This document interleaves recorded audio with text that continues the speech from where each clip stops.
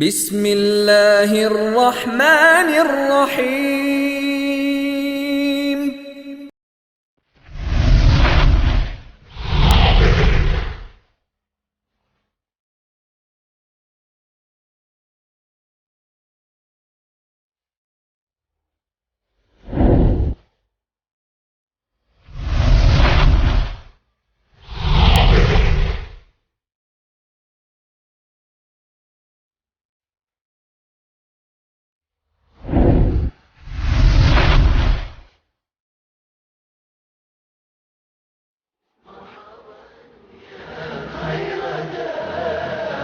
طلع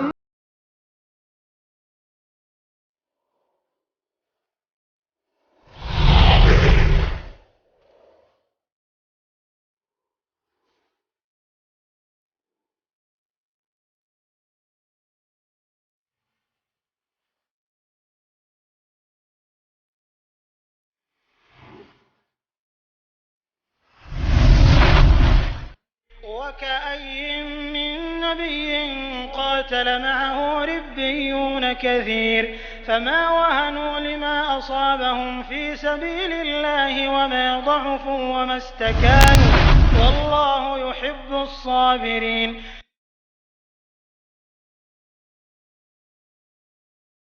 السلام عليكم ورحمة الله وبركاته. إن الحمد لله نحمده ونستعينه ونستغفره ونعوذ بالله من شرور أنفسنا ومن سيئات أعمالنا، من يهده الله فلا مضل له ومن يضلل فلا هادي له، وأشهد أن لا إله إلا الله وحده لا شريك له، وأشهد أن محمدا عبده ورسوله. يا أيها الذين آمنوا اتقوا الله حق تقاته ولا تموتن إلا وأنتم مسلمون. يا أيها الناس اتقوا ربكم الذي خلقكم من نفس واحدة وخلق منها زوجها وبث منهما رجالا كثيرا ونساء، واتقوا الله الذي تساءلون به والأرحام إن الله كان عليكم رقيبا. يا أيها الذين آمنوا اتقوا الله وقولوا قولا سديدا يصلح لكم أعمالكم ويغفر لكم ذنوبكم، ومن يطع الله ورسوله فقد فاز فوزا عظيما. أما بعد، فإن خير الحديث كتاب الله، وخير الهدي هدي محمد صلى الله عليه وسلم، وشر الأمور محدثاتها، وكل محدثة بدعة، وكل بدعة ضلالة، وكل ضلالة في النار۔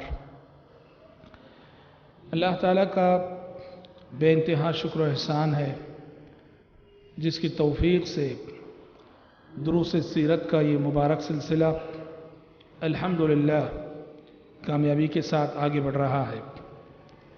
آج کے درس میں ہم انشاءاللہ تعالی عہد نبوت کی دو عظیم جنگوں کے بارے میں سنیں گے، ایک جنگ احد اور ایک غزوہ خندق جسے جنگ احزاب بھی کہا جاتا ہے۔ غزوہ احد جو سن 3 ہجری میں پیش آیا، یہ غزوہ یعنی ہجرت کے بعد تیسرے سال۔ غزوہ احد دراصل غزوہ بدر کا انتقام لینے کی ایک کوشش تھی مشرکین مکہ کی جانب سے۔ غزوہ بدر میں جو شکست ہوئی تھی مشرکین کو، جو ہار لاحق ہوئی تھی مشرکین کو، تو مشرکین نے مسلمانوں سے اس ہار کا بدلہ لینا چاہا، انتقام لینا چاہا، اور اسی مقصد سے سن 3 ہجری میں 3000 کی تعداد میں مشرکین کی فوج مدینے پر حملہ آور ہوئی، اور پیارے نبی کو آپ کے جاسوسوں نے خبر دی تھی کہ مشرکین 3000 کی تعداد میں تیار ہو کر مدینے پر حملہ کرنے کے لیے نکل چکے ہیں۔ پیارے نبی نے مشورہ کیا کہ مشورہ اس بات پہ کہ مدینے کے اندر رہ کر اس فوج کا مقابلہ کیا جائے یا مدینے کے باہر نکل کر اس فوج کا مقابلہ کیا جائے۔ جو بڑے بزرگ تھے ان کی رائے یہ تھی کہ مدینے کے اندر رہ کر مقابلہ کریں گے، لیکن جتنے نوجوان صحابہ تھے نوجوان صحابہ کی رائے یہ تھی کہ نہیں اللہ کے نبی، ہم مدینے سے باہر نکل کر مقابلہ کریں گے. اور جنگ میں چونکہ نوجوان زیادہ کام آتے ہیں، اس لیے پیارے نبی نے ان کی رائے اور ان کے مشورے کو اہمیت دی اور یہ طے کیا کہ مدینے سے باہر نکل کے مقابلہ کریں گے. اور تقریباً آپ 1000 صحابہ کو ساتھ لے کر، 1000 کی تعداد، 1000 کی فوج لے کر آپ صلی اللہ علیہ وسلم مدینے سے نکلے، جبکہ مشرکین 3000 تھے. ابھی آپ آدھا راستہ ہی طے کیے تھے کہ رئیس المنافقین عبداللہ بن ابی بن سلول نے بہت بڑا دھوکہ کیا اور اس نے 300 اپنے ساتھیوں کو لے کر وہ پیچھے لوٹ گیا. اس نے یہ کہا کہ نبی کریم صلی اللہ علیہ وسلم کو یہ الزام دیا کہ آپ نے میرے مشورے کو اہمیت نہیں دی. میں نے کہا تھا کہ مدینے کے اندر رہ کر لڑیں گے اور آپ نے میرے سامنے نوجوانوں کے مشورے کو، بچوں کے مشورے کو اہمیت دی اور آپ مدینے سے باہر جا رہے ہیں. 300 ساتھیوں کو لے کر لوٹ گیا. غور کرنے کی بات ہے، پہلے ہی سے 3000 کے مقابلے میں مسلمان 1000 اور اب مسلمان صرف 700 ہو گئے. پیارے نبی صلی اللہ علیہ وسلم مدینے سے باہر نکل کے احد پہاڑ کے پاس پہنچے. وہاں آپ صلی اللہ علیہ وسلم نے اس طرح قیام کیا کہ مسلم فوج کی پیٹھ احد پہاڑ کی سمت تھی، پیچھے احد پہاڑ تھا اور سامنے دشمن تھا. اور آپ صلی اللہ علیہ وسلم نے احد پہاڑ کے پاس ایک چھوٹی سی پہاڑی تھی، وہاں 50 صحابہ کو پہلے ہی کھڑا کر دیا اور کہا کہ جنگ شروع ہونے کے بعد جنگ کا نتیجہ چاہے کچھ بھی ہو جائے، ہم جیتیں ہم ہاریں، جب تک میرا حکم نہ ہو اس وقت تک تم لوگ اس پہاڑی کو چھوڑ کر ہٹنا نہیں اور اس پہاڑی سے اترنا نہیں. 50 صحابہ کو عبداللہ بن جبیر کی قیادت میں پیارے نبی نے اس پہ کھڑا کر دیا اور اس پہاڑی کا نام ہی جبل رومات. جبل رومات پہ 50 صحابہ کو آپ نے کھڑا کر دیا اور جنگ شروع ہوئی. جنگ شروع ہوئی تو جنگ کے 2 مرحلے تھے. دیکھو 3000 کی تعداد میں مشرکین، 700 کی تعداد میں مسلمان. جنگ کے 2 مرحلے تھے. جنگ کا پہلا مرحلہ وہ تھا جس میں صحابہ نے، مسلمانوں نے بہادری کے خوب جوہر دکھائے، شجاعت، جواں مردی کا ثبوت دیا، ہمت سے لڑتے رہے. نتیجے میں یہ 700 کے مقابلے میں وہ 3000 کی فوج ٹک نہ سکی. مشرکین جنگ ہار گئے اور جنگ ہار کر مشرکین میدان جنگ چھوڑ کر بھاگ کھڑے ہوئے. معرکہ مسلمانوں کے ہاتھ آ گیا. مسلمان میدان جنگ مار لے گئے، جیت گئے اور دشمن میدان جنگ چھوڑ کر بھاگ کھڑا ہوا. اب صحابہ کرام رضوان اللہ علیہم اجمعین چونکہ جنگ ہو چکی ہے، ختم ہو چکی ہے، مال غنیمت جمع کرنے میں، مال غنیمت سمیٹنے میں لگے. ادھر وہ 50 صحابہ جن کو پیارے نبی نے جبل رومات پہ کھڑا کیا تھا، انہوں نے دیکھا کہ جنگ ختم ہو چکی ہے اور سب لوگ مسلمان مال غنیمت جمع کرنے میں مصروف ہیں. انہوں نے کہا کہ چلو ہم بھی مال غنیمت جمع کرتے ہیں، اکٹھا کرتے ہیں. ان کے جو امیر عبداللہ بن جبیر تھے، انہوں نے انہیں پیارے نبی کی نصیحت اور بات یاد دلائی. کیا تمہیں اللہ کے نبی کی بات یاد نہیں کہ پیارے نبی نے کہا تھا کہ ہم جیت جائیں یا ہار جائیں، جب تک میری اجازت نہ ہو تم میں سے کوئی یہاں سے نہ اترے. پر انہوں نے ان کی بات نہیں مانی. چند ایک صحابہ کو چھوڑ کر باقی 30 سے زائد 35 تقریباً جبل رومات چھوڑ کر اتر آئے اور وہ بھی جو ہے مال غنیمت اکٹھا کرنے، جمع کرنے میں لگ گئے. اور ہوا یہ کہ خالد بن ولید جو اس وقت ابھی کافر تھے، اسلام نہیں لائے تھے اور مشرکین کی فوج کی کمانڈنگ ان کے ہاتھ میں تھی.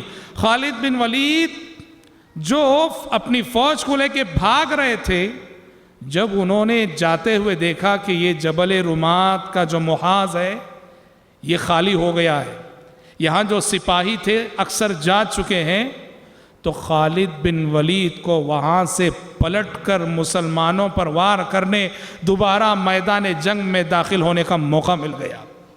انہوں نے پہلے تو جو صحابہ جبل رمات پہ باقی رہ گئے تھے عبداللہ بن جبیر کی قیادت میں، ان کو شہید کیا، اور ان کو شہید کرنے کے بعد اس سمت سے داخل ہو گئے میدان جنگ میں، اور مسلمان مال غنیمت جمع کرنے میں لگے ہیں۔ مشرکین کی فوج پیچھے سے مسلمانوں پہ ٹوٹ پڑی، اور اس کے بعد لڑائی کا جو نقشہ ہوا مت پوچھئے۔ جیتی ہوئی بازی مسلمانوں کے ہاتھ سے نکل گئی، جیتی ہوئی جنگ مسلمانوں کے ہاتھ سے جاتی رہی۔ لڑائی نے ایسی کروٹ لی، جو فتح مسلمانوں کے ہاتھ میں آ چکی تھی وہ فتح مسلمانوں کے ہاتھ سے نکل چکی۔ اللہ اکبر۔ اور تو اور ایسے نازک حالات لڑائی میں آ گئے کہ نعوذ باللہ مشرکین مکہ نے پیارے نبی کو خاص ٹارگٹ کرنا شروع کر دیا، پیارے نبی پر تیر چرائے جانے لگے کہ کسی طرح نعوذ باللہ آپ کو شہید کر دیا جائے، آپ شہید ہو جائیں گے، مسلمانوں کے حوصلے پست ہو جائیں گے، اور لڑائی ہمیشہ کے لیے ختم ہو جائے گی۔ اور اس حوالے سے پیارے نبی صلی اللہ علیہ وسلم کو جب مشرکین نے ٹارگٹ بنا لیا تھا، طلحہ بن عبید اللہ نے، سعد بن ابی وقاص نے، حتیٰ کہ عورتیں میدان جنگ میں اتر پڑیں۔ ام عمارہ جو زخمیوں کو پانی پلا رہی تھی رضی اللہ عنہ و ارضاہا، پانی کا مٹکا پھینک کر تلوار لے کر میدان جنگ میں اتر پڑیں، اور طلحہ بن عبید اللہ پیارے نبی کے سامنے کھڑے ہو گئے، اور پیارے نبی پر آنے والے ایک ایک تیر کو اپنے ہاتھ میں لینے لگے، یہاں تک کہ غزوہ احد کے دن صحابی رسول طلحہ بن عبید اللہ رضی اللہ عنہ کا ہاتھ شل ہو گیا پوری طرح سے۔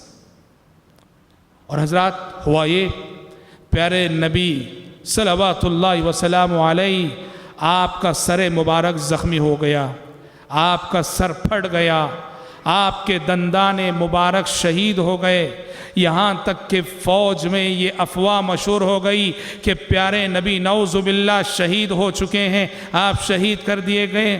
بڑا افراتفری کا ماحول ہو گیا، اور یوں کہیے کہ جیتی ہوئی بازی مسلمانوں کے ہاتھ سے نکل گئی۔ حضرات کیا سبب ہے؟ جیتی ہوئی بازی کیوں ہارے مسلمان؟ جو فتح ہاتھ میں آ چکی تھی فتح نکلی کیوں؟ حکم رسول کی مخالفت، ایک حکم رسول کی مخالفت، پیارے نبی کے ایک فرمان کی مخالفت، آپ کی ایک تعلیم کی مخالفت۔ آپ نے ان 50 صحابہ سے فرمایا تھا کہ جب تک میری اجازت نہ ہو، میرا حکم نہ ہو، یہاں سے اترنا نہیں۔ یہاں چوک ہو گئی، یہاں بھول ہو گئی، اس ایک حکم رسول کی مخالفت کی وجہ سے وہ اتر گئے بنا اجازت کے، اور جیتی ہوئی بازی مسلمان ہار گئے۔ پتہ چلا غزوہ احد نے یہ سبق سکھایا، یہ سبق پڑھایا مسلمانوں کو کہ پیارے نبی کے احکامات، پیارے نبی کی تعلیمات، پیارے نبی کی احادیث اور پیارے نبی کے فرامین کو ٹھکرانے کا انجام بہت برا ہوتا ہے۔ صرف ایک حکم کو ٹھکرانے کا نتیجہ یہ نکلا، جیتی ہوئی بازی ہاتھ سے نکل گئی۔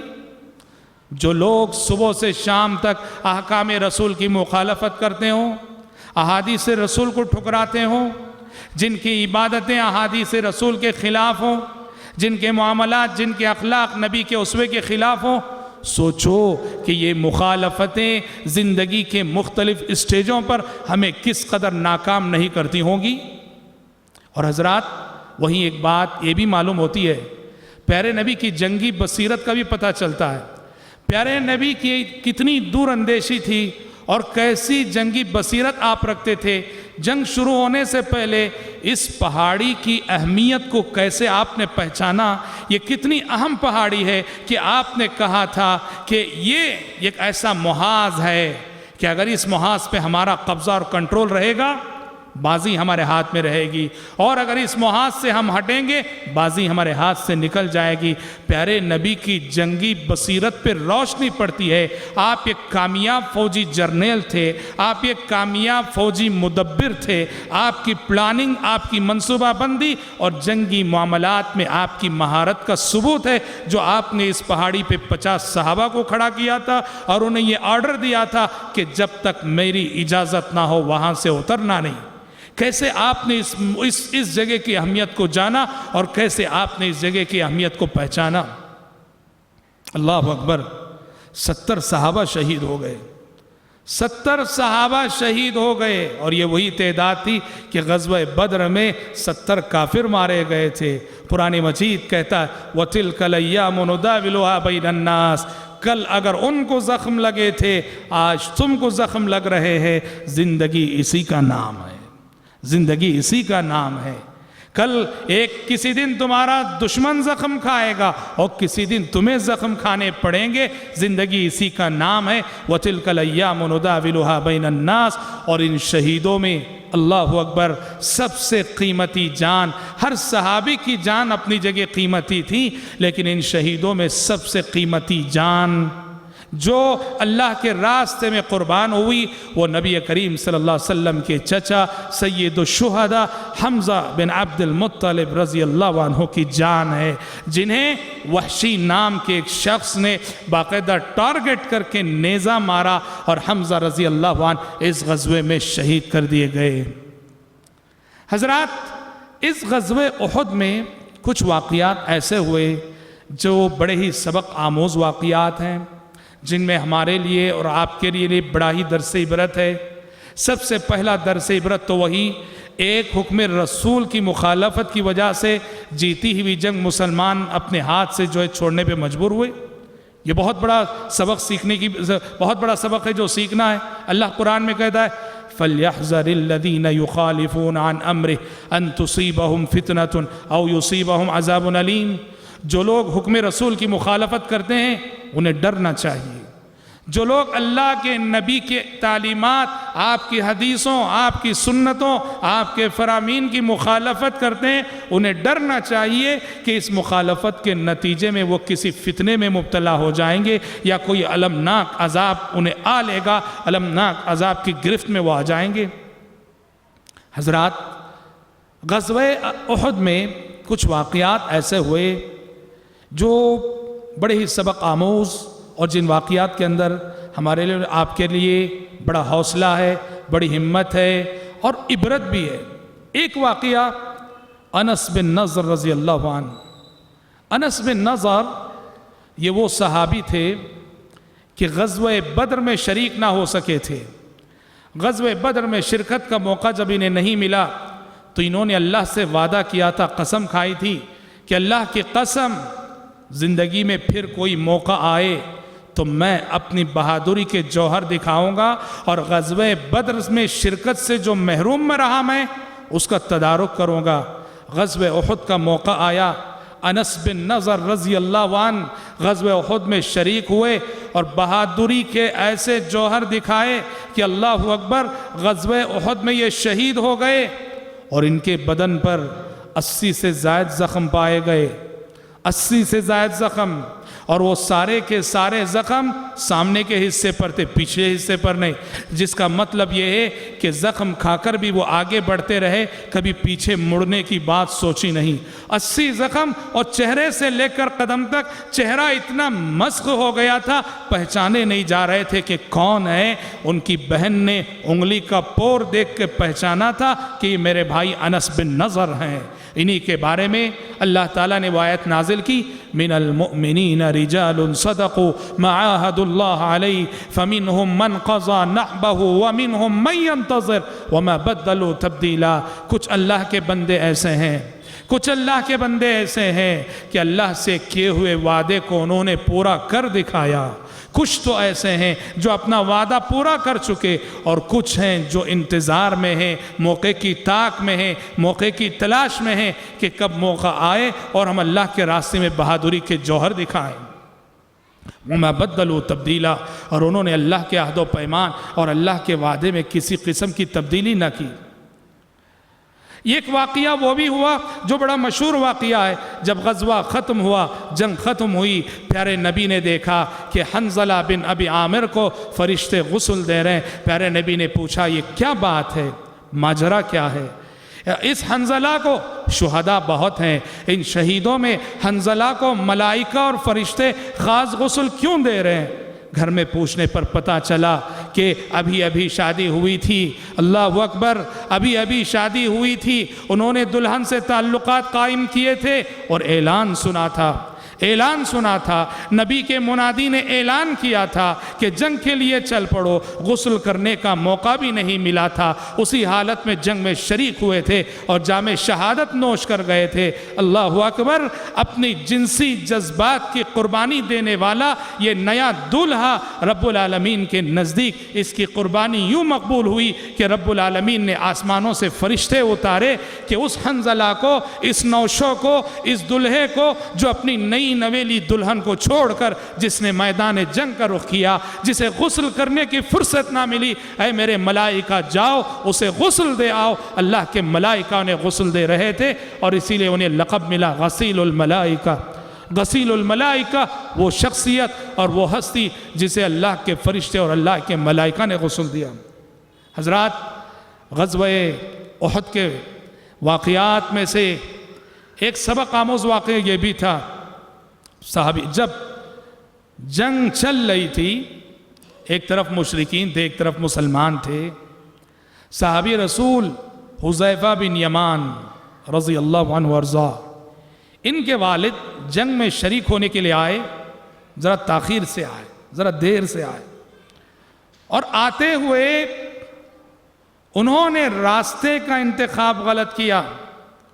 اس راستے سے آئے جو راستہ انہیں مشرکین کی فوج کے قریب کر دیا تھا. اب وہ وہاں سے ہوتے ہوئے مسلمانوں کی فوج کی طرف بڑھ رہے تھے، مسلمانوں کی فوج میں شامل ہونے کے شریک ہونے. کون؟ حضرت حذیفہ بن یمان کے والد یمان، جو مومن ہیں، سچے مسلمان ہیں، صادق الایمان ہیں، جنگ میں شریک ہونے کے لیے آ رہے ہیں. بس راستے کا انتخاب غلط کیا کہ جس سمت مشرکین کھڑے ہوئے تھے اس سمت سے آ رہے تھے فوج میں شامل ہونے کے لیے. اور لڑائی کا موقع آپ جانتے ہیں، شور ہوتا ہے، ہنگامہ ہوتا ہے، آواز ہوتی ہے، غبار ہوتی ہے، دھول ہوتی ہے.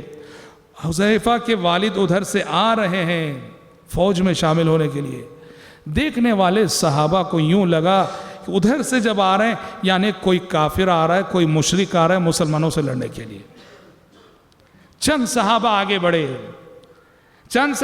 بڑھے تلوار لے کر، اور ادھر حذیفہ بن یمان پکار رہے ہیں، آواز دے رہے ہیں، لوگوں میرے باپ ہیں وہ، میرے باپ ہیں وہ، میرے باپ ہیں وہ.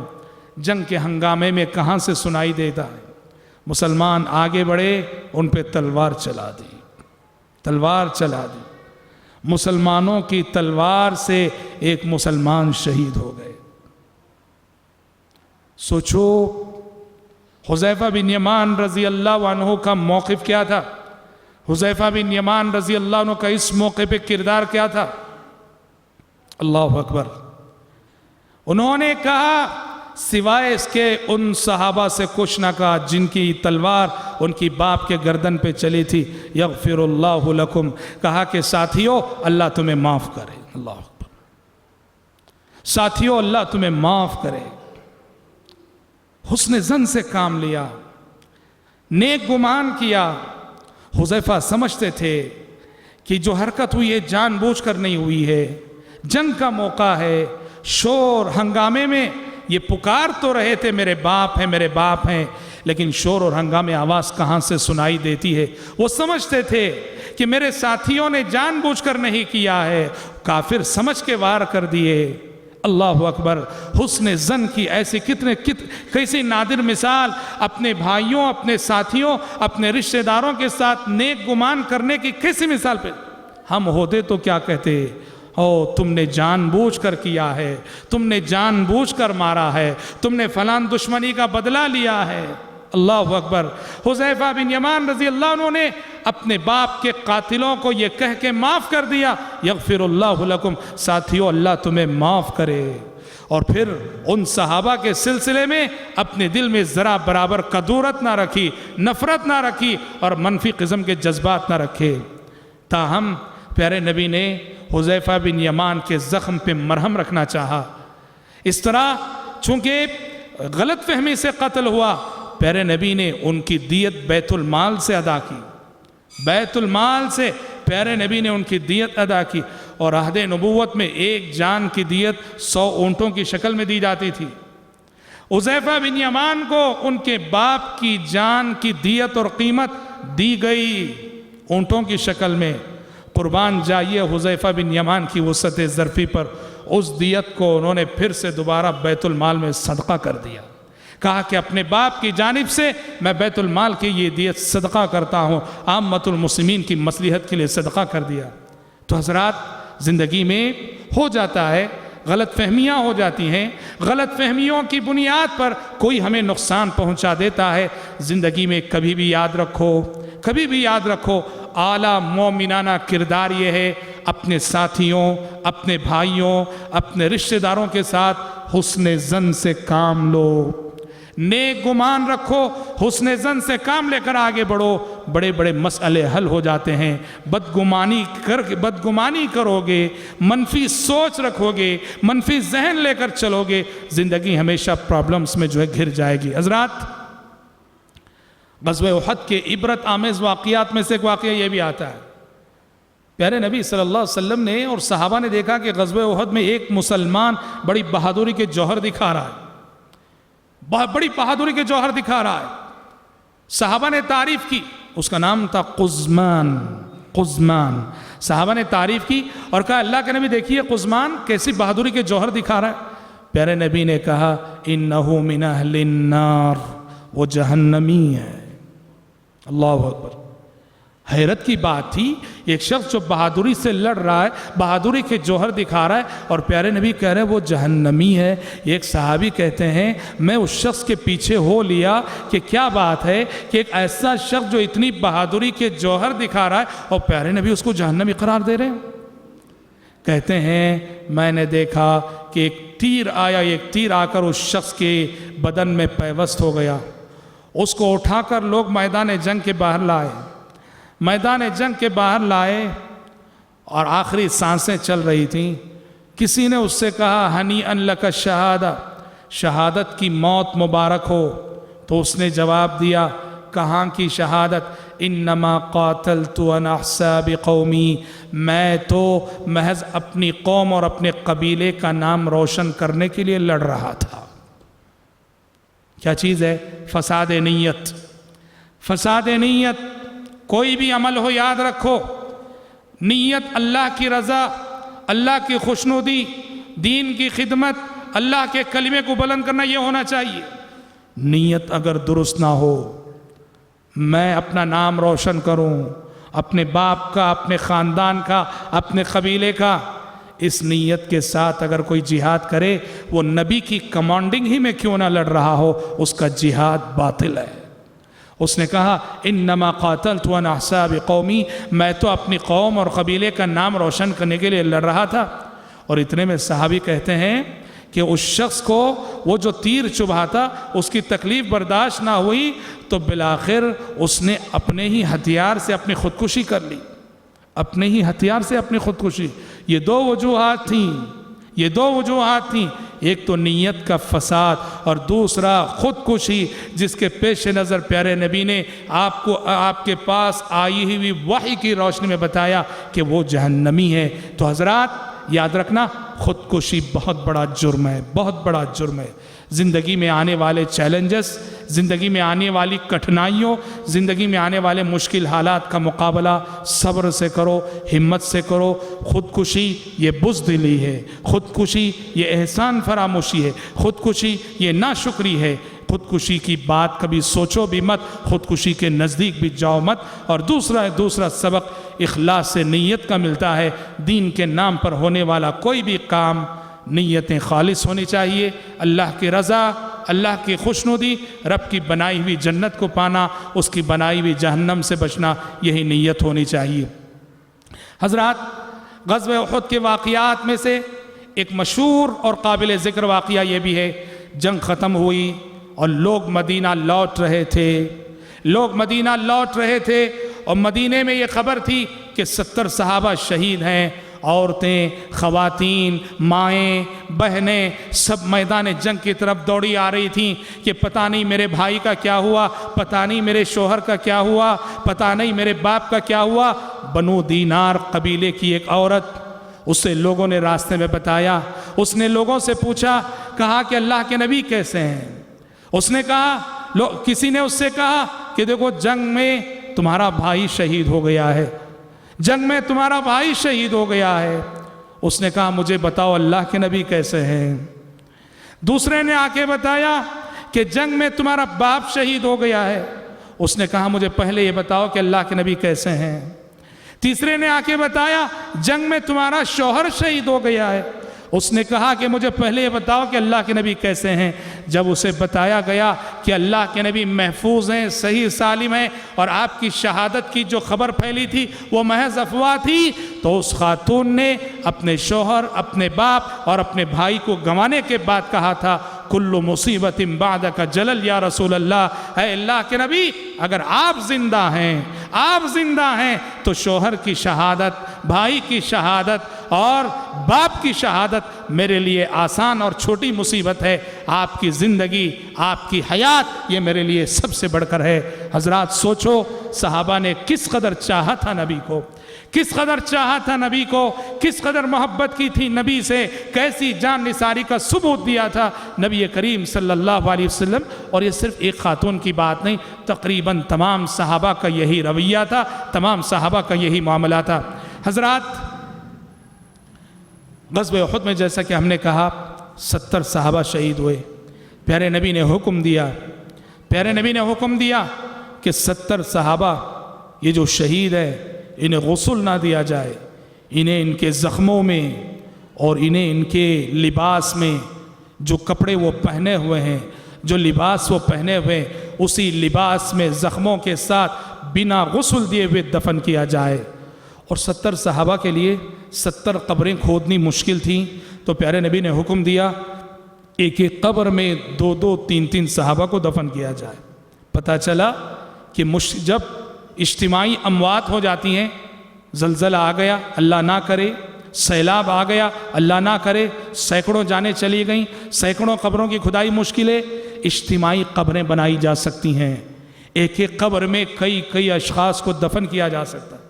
تو ایک ایک قبر میں 2 3 صحابہ دفن کیے گئے، اور پیارے نبی صلی اللہ علیہ وسلم فرماتے تھے قبر میں سب سے پہلے اس کو رکھو جس کو قرآن مجید کا سب سے زیادہ علم اور قرآن مجید کا سب سے زیادہ حفظ ہو۔ قدموا اکثرہم قرآنا، جسے قرآن زیادہ یاد ہو اسے پہلے مقدم کرو۔ پتہ چلا کہ ایک مومن کے لیے قبر وہ جو ہے جنت کا ایک حصہ ہے۔ وہ آپ نے کہا صاحب قرآن کو پہلے دفناؤ، صاحب قرآن کو پہلے رکھو، صاحب قرآن کو لحد میں رکھو تاکہ وہ نعمتیں، جنت کی نعمتیں تک پہلے وہ پہنچے۔ تو قبر جو بظاہر ہمیں دیکھنے میں مٹی کا ایک گڑھا نظر آتی ہے، برزخی عالم، برزخی زندگی اور غیبی عالم کے حصے سے دیکھا جائے، ایک مومن کے لیے، ایک مسلمان کے لیے وہ جنت کا گھر ہے، وہ آرام کا گھر ہے جہاں جلدی جانا ایک مومن کے لیے باعث مسرت ہوتا ہے، باعث فرحت ہوتا ہے۔ ہاں کافر کے لیے وہی قبر وہ جہنم کا گڑھا ہے، کافر کے لیے، مومن کے لیے وہ مسرت کا گھرانہ ہے۔ اسی لیے پیارے نبی نے کہا قدموا اکثرہم قرآنا، جسے قرآن زیادہ یاد ہے پہلے اس کو رکھو۔ حضرات یہ کچھ حالات تھے جو غزوہ احد سے متعلق تھے۔ کچھ حالات غزوہ خندق اور غزوہ احزاب کے بھی میں آپ کے سامنے آج کے درس میں پیش کر دیتا ہوں۔ غزوہ احزاب اور غزوہ خندق یہ سن 5 ہجری میں پیش ہے، یعنی غزوہ احد کے 2 سال بعد۔ اور یہ غزوہ خندق اور غزوہ احزاب کی خصوصیت یہ تھی کہ مسلمانوں کے 2 دشمن اس جنگ میں مل گئے تھے۔ کون؟ یہودی اور مشرکین۔ انشاءاللہ یہودیوں پر مستقل ایک دن میری گفتگو ہوگی، اس میں بتاؤں گا کہ پیارے نبی نے یہودیوں کے قبیلے بنو نذیر کو مدینے سے نکال کر جلا وطن کیا تھا۔ بنو نذیر کے لوگوں نے سازش کر کے، اکسا کر کافروں کو یہود اور مشرکین دونوں تقریباً 10,000 کی تعداد میں مشترکہ فوج لے کر مدینے پر حملہ آور ہو گئے۔ پیارے نبی کو اطلاع ملی کہ یہود اور مشرک ایک ہو گئے ہیں اور 10,000 کی فوج مدینے پر حملے کے ارادے سے نکل چکی ہے۔ پیارے نبی کا معمول تھا ہر معاملے میں مشورہ کرتے۔ دیکھو یاد رکھو، کسی بھی اجتماعی معاملے میں مشورہ بہت ضروری ہوتا ہے۔ پیارے نبی کے پاس آسمان سے وحی آتی تھی، آپ کو مشورے کی ضرورت نہ تھی، پھر بھی آپ مشورہ کرتے تھے، اس لیے کہ اللہ کا حکم تھا وَشَاوِرْهُمْ فِي الْأَمْرِ۔ مشورے میں کوئی ایسی بات آ جاتی ہے جس سے اللہ تعالیٰ سب کو فائدہ پہنچا دیتا ہے۔ آپ نے صحابہ سے مشورہ کیا، 10,000 کی فوج آ رہی، کیا جائے؟ کئی مشورے آئے، سلمان فارسی رضی اللہ عنہ کے مشورے کو آپ نے قبول کیا۔ سلمان نے مشورہ دیا، اے اللہ کے نبی، 10,000 کی فوج جو بظاہر ناقابل تسخیر ہے، کہا کہ ہمارے یہاں فارس میں ایک طریق جنگ ہے، وہ یہ ہے کہ دشمن کو روکنے کے لیے دشمن کے راستے میں گڑھا کھود دیا جائے، خندق کھود دی جائے، کافی لمبا گڑھا کھود دیا جائے۔ اور اے اللہ کے نبی، میں سمجھتا ہوں کہ اگر آپ اس طریقے کو یہاں آزمائیں گے دشمن کو ہم روک سکتے ہیں۔ اور پیارے نبی کو یہ مشورہ بہت پسند آیا، اس لیے کہ مدینہ 3 طرف سے پہاڑوں سے گھرا ہوا ہے۔ مدینے کے 3 طرف پہاڑ ہیں، دائیں بائیں پیچھے پہاڑ۔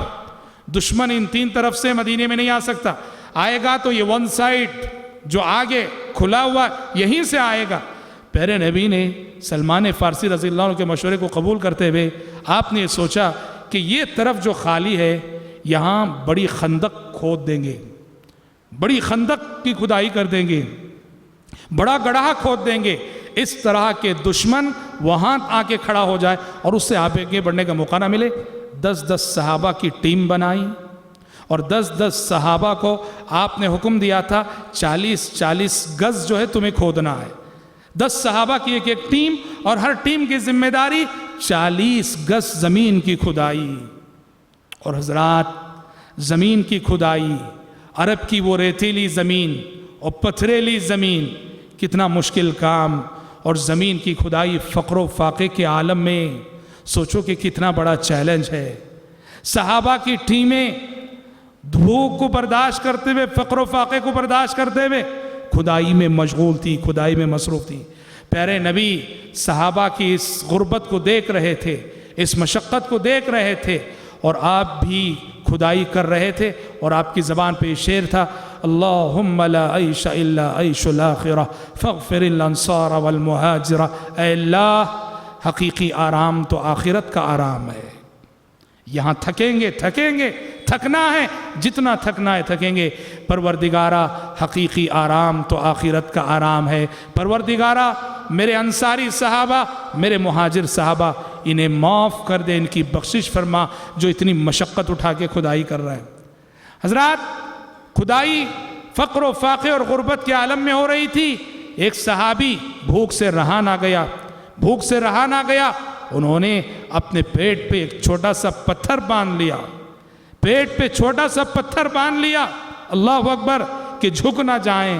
اور پیارے نبی کے پاس آ کر اپنی قمیص ہٹائی اور دکھایا کہ اللہ کے نبی دیکھیے، میں نے پتھر باندھ کر کام کیا ہے۔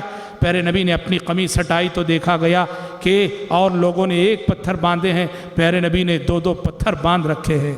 حضرات، یاد رکھو، جب ایسی قربانیاں اللہ کے لیے دی جاتی ہیں، ایسے ہی موقعوں پہ معجزات کا ظہور ہوتا ہے، ایسے ہی موقعوں پہ اللہ کی مدد آتی ہے۔ جب اللہ کے لیے بندہ اتنا کرے، اللہ اکبر، کہ دیکھنے والوں کو رحم آ جائے، دیکھنے والوں کو ترس آ جائے، تو اللہ رب العالمین کی قدرت جوش ہے، اور رب العالمین اپنی قدرت کے کرشمے دکھاتا ہے۔ چنانچہ اس موقع سے کیا ہوا، 2-3 ایسے واقعات ہوئے۔ حضرت جابر رضی اللہ عنہ انہوں نے دیکھا پیارے نبی کی بھوک سے حالت خراب ہے، سیدھے مدینے اندر گئے، اپنی بیوی سے کہا کہ دیکھو پیارے نبی کی بھوک سے حالت خراب ہے، گھر میں کچھ ہے۔ بیوی نے کہا کہ چند افراد کا کھانا ہے، جاؤ اللہ کے نبی کو لے آؤ۔ آپ جابر گئے، پیارے نبی سے آہستہ سے کان میں کہا کہا کہ اللہ کے نبی چلے آئیے، میرے گھر چلے آئیے، میں نے آپ کے لیے ضیافت کا اہتمام کیا ہے۔ اور یہ کہنا تھا کہ پیارے نبی نے صحابہ میں اعلان عام کر دیا، کہا کہ لوگوں، جابر نے تم سب کو دعوت دیے، ضیافت کا اہتمام کیا ہے، سب جابر کے گھر کا رخ کرو۔ جابر رضی اللہ عنہ بہت پریشان ہوئے، بہت شرمندگی کی بات ہے، گھر میں چند افراد کا کھانا ہے اور یہاں سینکڑوں میں اعلان ہو گیا ہے کہ جابر کے گھر ضیافت کا اہتمام ہے۔ جابر نادم یعنی پریشان ہو کر، شرمندے ہو کر اپنے گھر گئے، بیوی سے عرض کیا میں نے بلایا صرف اللہ کے نبی کو تھا، اللہ کے نبی نے اعلان عام کر دیا ہے۔ بیوی سمجھدار تھی، کہا کہ اگر اللہ کے نبی نے اعلان کیا ہے تو ہمیں ڈرنے کی اور پریشان ہونے کی ضرورت نہیں، اللہ تبارک و تعالیٰ انتظام کرے۔ پیارے نبی تشریف لائے اور جابر کی پریشانی دیکھی، کہا جابر پریشان نہ ہونا، کہا ہانڈی کہاں ہے، ہانڈی کہاں ہے جس میں غذا ہے؟ ہانڈی دکھائی گئی، آپ نے اس ہانڈی میں خیر و برکت کی دعا کی، خیر و برکت کی دعا کی اور اپنے صحابہ سے کہا باری باری ایک ایک گروپ آئے اور کھاتا ہوا جائے۔ اللہ اکبر، سینکڑوں کی تعداد میں صحابہ باری باری آتے گئے، کھاتے گئے اور سب کے کھانے کے باوجود جابر کے برتن میں کھانا جیسا کا ویسا بچا رہا۔ کل کے درس میں نے آپ کو بتایا کہ عہد نبوت میں بے شمار مرتبے ایسا ہوا ہے، اللہ کی مدد اس شکل میں آئی ہے، وقت پڑنے پر کھانا زیاد ہو گیا، وقت پڑنے پر پانی زیاد ہو گیا، وقت پڑنے پر دودھ میں برکت آ گئی۔ اس میں سے ایک موقع ہے، خندق کی کھدائی کے موقع پر ایک واقعہ یہ بھی پیش آیا، ایک چٹان آ گئی، ایک چٹان، صحابہ کھدائی کر رہے ہیں، ایک چٹان آ گئی جو کسی سے پھوڑی نہیں جا رہی، پھوٹ نہیں رہی ہے۔ صحابہ اللہ کے نبی کے پاس آئے، آ کے کہا کہ اللہ کے نبی چٹان آ گئی ہے، پھوٹ نہیں رہی ہے۔ پیارے نبی تشریف لے گئے، آپ نے کدال اپنے ہاتھ میں لی اور اس چٹان پہ ایک ضرب لگائی، چٹان کے ٹکڑے ہوئے اور ایک روشنی نکلی۔ پیارے نبی نے کہا شام فتح ہونے والا ہے۔ اس روشنی کے ساتھ ہی آپ نے کہا سرزمین شام، ملک شام فتح ہونے والا ہے، میری امت شام کو فتح کرے گی۔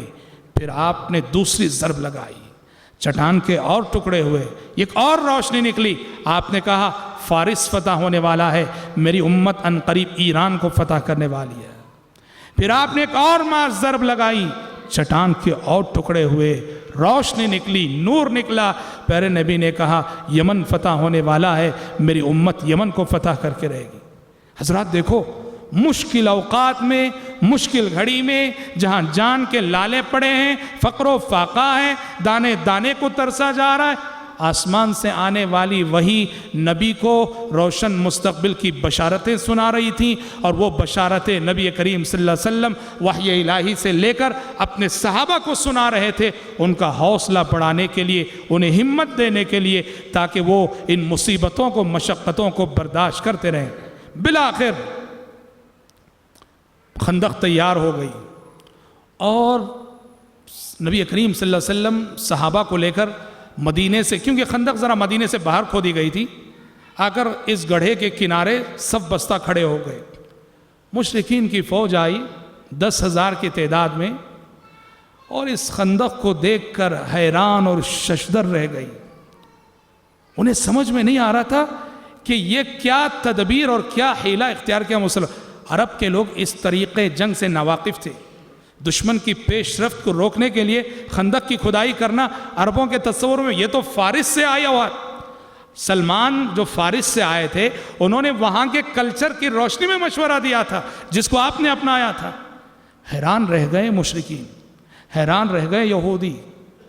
اب گڑھے کے اس کنارے 10,000 کی فوج کھڑی ہے اور گڑھے کے اس پار مسلمان کھڑے ہیں، کچھ نہیں کر سک رہے، کچھ نہیں کر سک رہے۔ تھوڑی بہت تیر اندازی، ادھر سے کوئی تیر چلا، ادھر سے کوئی تیر چلا، اکا دکا صحابہ ذرا زخمی بھی ہوئے، ادھر سے جو تیر آئے سعد بن معاذ زخمی ہوئے، لیکن باقاعدہ جنگ کرنے کے لیے کوئی راستہ ہی نہیں ان کے پاس۔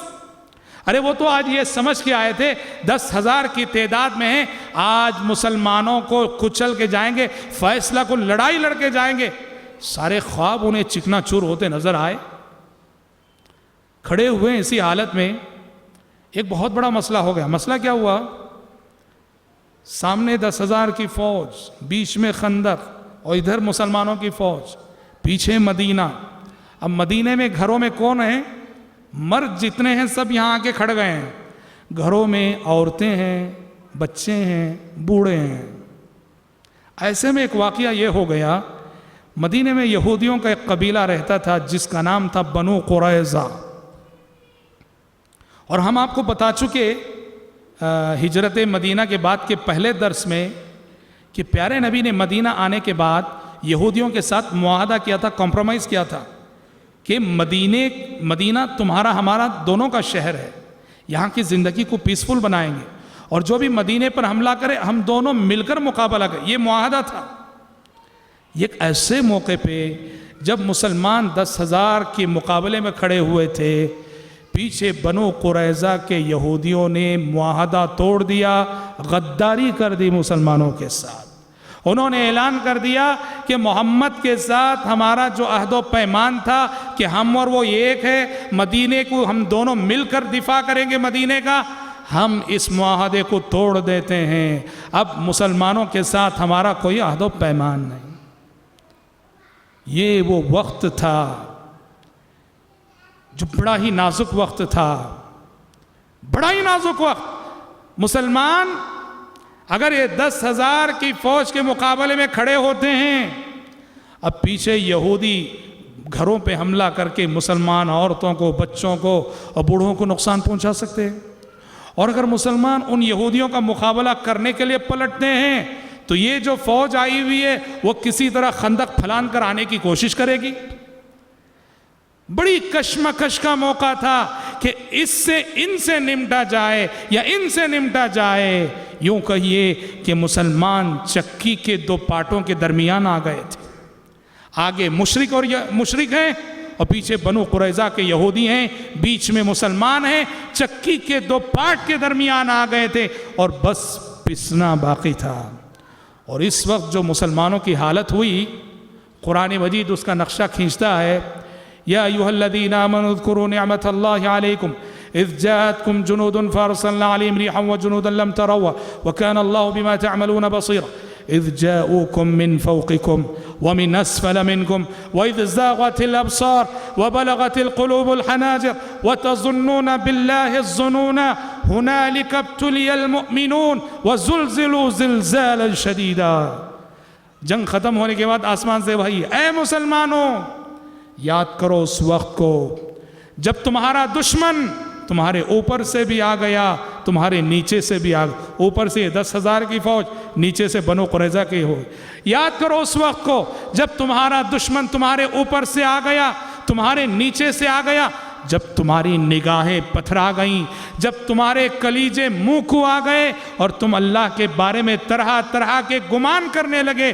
قرآن کہتا ہے ہنالک ابتلی المؤمنون. یہ اللہ کی جانب سے امتحان تھا، یہ اللہ کی جانب سے مومنوں کے ایمان کا امتحان تھا، یہ اللہ کی جانب سے مومنوں کے یقین کا امتحان تھا، یہ اللہ کی جانب سے مومنوں کے صبر کا امتحان تھا. اور یاد رکھو اس دنیا میں سب سے کٹھن امتحان ایمان کا امتحان ہوتا ہے، سب سے کٹھن آزمائش ایمان کی ہوتی ہے، سب سے کٹھن امتحان عقیدے کا ہوتا ہے. قرآن کہتا ہے ہنالک ابتلی المؤمنون، یہاں مومن آزمائے گئے، وزلزلوا زلزالا شدیدا، اور بری طرح سے جھنجھوڑ دیے گئے. اور حضرات ایک بات یاد رکھو، آزمائش کی گھڑی جب آتی ہے، امتحان کی گھڑی جب آتی ہے، تبھی مومن اور منافق میں تمیز ہوتی ہے. آزمائش کی گھڑی میں منافق کا نفاق دل سے نکل کے زبان پہ آ جاتا ہے. اور وہی ہوا، مسلمانوں کی صفوں میں جو منافق تھے وہ اس نازک گھڑی میں وہ سمجھے کہ بس اسلام ختم ہے، ان کا نفاق زبانوں پہ آ گیا، دل کی بات زبان پہ آ گئی. اور کیا کہنے لگے قرآن کے الفاظ میں وَإِذْ يَقُولُ الْمُنَافِقُونَ وَالَّذِينَ فِي قُلُوبِهِم مَّرَضٌ مَّا وَعَدَنَا اللَّهُ وَرَسُولُهُ إِلَّا غُرُورًا. منافقین کہنے لگے اس موقع سے، کہاں بھائی اللہ کے وعدے، رسول کے وہ وعدے، ہم ہی غالب رہیں گے، ہم ہی جیتیں گے، کفر ہار جائے گا، کافر ہار، کہاں ہیں اللہ کے وعدے؟ سارے وعدے آج جھوٹے ہو جائیں گے، آج کافر جیت جائیں گے. اور اتنا ہی نہیں، یہ منافق ہیلے بہانے کر کے پیارے نبی سے پرمیشن لے کے گھروں کو بھاگ رہے تھے آزمائش کے وقت ہی۔ اور دیکھو جس وقت منافقین کا نفاق بول رہا تھا اس وقت مومنوں کا ایمان بول رہا تھا، اہل ایمان کہہ رہے تھے هذا ما وعد اللہ ورسولہ وصدق اللہ ورسولہ وما زادهم الا ایمانا وتسلیما۔ ارے یہ مشکل حالات تو وہی حالات ہیں جن کا وعدہ ہمیشہ اللہ اور اس کے رسول ہم سے کرتے آئے ہیں کہ جنت آسانی سے نہیں ملے گی، مشکل حالات اور زندگی میں چیلنجز کو فیس کرنے کے بعد ہی جنت ملے گی، وہی وعدہ ہے جو ہم دیکھ رہے ہیں۔ وما زادهم الا ایمانا وتسلیما۔ اس مشکل گھڑی میں بھی اہل ایمان کے ایمان میں اضافہ ہی ہوا۔ سونے کو آگ پہ جب تپایا جاتا ہے تو سننے کے اندر جو کچرا ہوتا ہے وہ الگ ہو جاتا ہے اور جو خالص سونا ہوتا ہے وہ الگ ہو جاتا ہے۔ ویسے ہی آزمائش کی گھڑی میں، امتحان میں منافقوں کا کچرا الگ ہو جاتا ہے اور مومن خالص جو ہے پہچانے جاتے ہیں، نکھر کے آتے ہیں۔ حضرات، اللہ کی مدد کا ایک طریقہ یاد رکھنا ہمیشہ سے، جب بھی مومنوں کو اور اہل ایمان کو مدد کی ضرورت ہوتی ہے، اللہ کی مدد کا ایک طریقہ وہ کیا ہے کہ رب العالمین جب بھی ضرورت پڑے دشمنوں کی صفوں میں ہمارے ہمدرد پیدا کر دیتا ہے۔ یہ اللہ کی مدد کا ہمیشہ سے طریقہ رہا۔ مسلمانوں کو، اہل ایمان کو جب بھی مدد کی ضرورت پڑی، دشمن ہے اور بظاہر کوئی راستہ نہیں، انہی دشمنوں میں کوئی ہمارا بن جائے گا، یہ اللہ کا قانون ہے۔ غزوہ احزاب میں یہی ہوا۔ کیسے خطرہ ٹلا؟ 10,000 کی فوج سامنے، پیچھے بنو قریظہ کے یہودی ہیں، مسلمان ان کا مقابلہ کریں یا پیچھے یہودیوں کا مقابلہ کریں؟ اللہ کی مدد آئی۔ کیسے آئی؟ یہ جو 10,000 کی فوج تھی اس میں سے ایک شخص نعیم بن مسعود عین اس موقع پہ مسلمان ہو کر آ گئے۔ اللہ نے ان کے دلوں میں اس وقت ایمان ڈال دیا، رضی اللہ عنہ وارضا۔ اللہ اکبر۔ آئے ہیں مسلمانوں سے لڑنے کے لیے۔ مدینے کا ماحول، مدینے کے حالات، صحابہ کے چہرے، نبی کا چہرہ دیکھے ایمان دل میں داخل ہو، مسلمان ہو گئے اور پیارے نبی کے پاس آئے۔ اور ایسے معلوم ہوتا ہے کہ خندق کی کھدائی کے باوجود یکا دکا افراد کے آنے جانے کا راستہ وہاں موجود تھا۔ نعیم بن مسعود سیدھے پیارے نبی کی خدمت میں آئے، آ کے کہا اے اللہ کے نبی دیکھیے میں مسلمان ہو رہا ہوں، مسلمان ہو گئے۔ اور کہا اللہ کے نبی میں دیکھ رہا ہوں کہ آپ کتنے ٹینشن میں ہیں، آپ اور آپ کے صحابہ کتنی مشکل میں ہیں، آپ مجھے یوز کیجئے، بتائیے میں کیا ہیلپ کر سکتا ہوں آپ کی، بتائیے کیا مدد کر سکتا ہوں میں آپ کی۔ کہا کہ آپ مجھے یوز کر سکتے ہیں اس وقت، کیونکہ میرے اسلام لانے کی خبر کسی کو نہیں ہے۔ پیارے نبی نے کہا کہ نعیم ایک کام کر سکتے ہو تو کرو۔ کہا کیا؟ کہا کہ یہ جو 10,000 کی فوج ہے تمہاری آئی ہوئی اور یہ جو یہودی بنو قریظہ، ان دونوں میں پھوٹ ڈال سکتے ہو، ان کو لڑا سکتے ہو تو لڑا دو۔ نعیم بن مسعود نے کہا لڑاؤں گا اللہ کے نبی، ذرا جھوٹ کہنے کا پرمیشن دیجئے، جھوٹ کہنے کی اجازت دیجئے، لڑاؤں گا۔ پیارے نبی نے کہا الحرب خدعہ، جنگ نام ہے دھوکہ دہی کا، 3 موقع پہ جھوٹ جائز ہے اسلام میں۔ جی ہاں، بیوی اور شوہر کے درمیان ہنسی مذاق میں جھوٹ، جی، اور 2 لڑتے ہوئے افراد کے درمیان صلح کرانے کے لیے جھوٹ بولا جا سکتا ہے، اور تیسرا موقع جنگ کا موقع۔ پیارے نبی نے کہا بالکل کہہ سکتے ہو۔ انہوں نے اپنا کردار ادا کیسے ادا کیا؟ سیدھے کیا کیے؟ نعیم بنو قریظہ کے پاس گئے، جو بنو قریظہ کی، جا کے ان سے کہا کہ دیکھو مجھے پتہ چلا ہے کہ تم نے محمد کے ساتھ تمہارا جو عہد و پیمان تھا وہ توڑ دیا تم نے۔ انہوں نے کہا بالکل۔ کہا کہ کتنی بڑی غلطی تم نے کی، میں نے یہ خبر جیسے ہی سنی تمہاری خیر خواہی، تمہاری بھلائی کے لیے دوڑ کے آؤ۔ کہا بات کیا؟ کہا کہ دیکھو ہم 10,000 کی تعداد میں جو آئے ہیں، آج رہیں گے، کل رہیں گے، پرسوں رہیں گے، پھر ہم چلے جائیں گے۔ تم کو یہاں محمد کے ساتھ ہمیشہ رہنا ہے۔ تم نے ایسے موقع پہ محمد کے ساتھ غداری کی ہے، عہد شکنی کی ہے، ہمارے جانے کے بعد کیا محمد تم کو ایسے ہی چھوڑ دیں گے کہ ہم یہاں سے جائیں گے اور محمد اور اس کے ساتھی تمہاری خوب خبر لیں گے؟ کہا کہ ہاں بات تو سچی ہے۔ کہا مسئلے کا حل کیا ہے؟ نعیم بن مسعود نے کہا مسئلے کا حل یہ ہے کہ تم ہماری جو 10,000 کی فوج آئی ہے ان سے ڈیمانڈ کرو کہ تم لوگ 50 آدمی اپنے ہمارے پاس رہن رکھو، اس بات کی گارنٹی اور ضمانت کے طور پر کہ ہم کو بے یار و مددگار چھوڑ کر نہیں جاؤ گے، تمہارے 50 آدمی ہمارے پاس رہن میں رکھو، یہ ڈیمانڈ کرو۔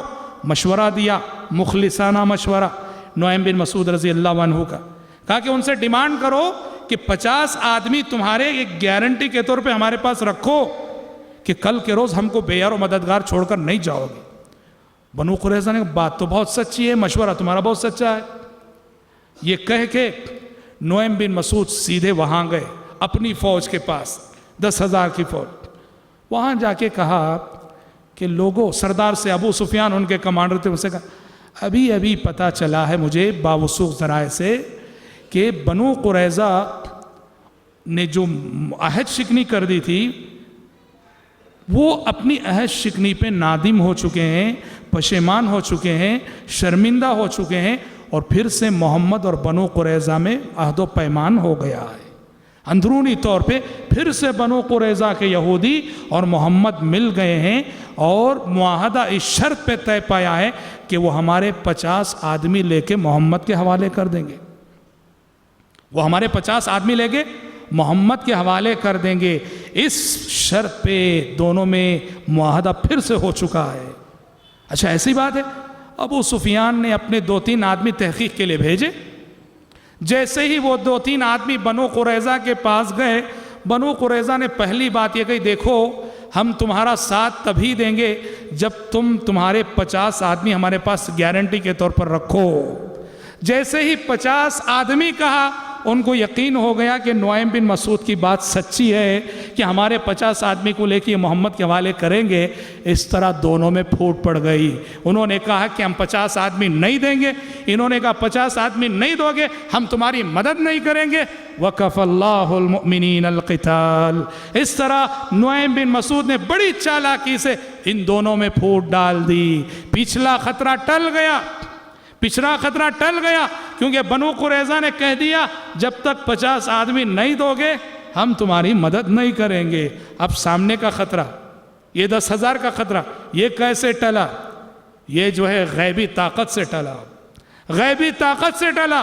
اور غیبی طاقت کا مطلب کیا ہے؟ رات کا وقت ہے، رب العالمین نے ایسی آندھی بھیجی، ایسی آندھی بھیجی، ایسی ہوائیں چلی، ایسی ہوائیں چلی، اللہ اکبر، ان کے خیمے اڑ گئے، ان کے خیمے، ٹینٹ جو انہوں نے گاڑے تھے، ٹینٹ کی میخیں اڑ گئیں، اور ان کے دلوں پہ ایک طرح کا رعب چھا گیا۔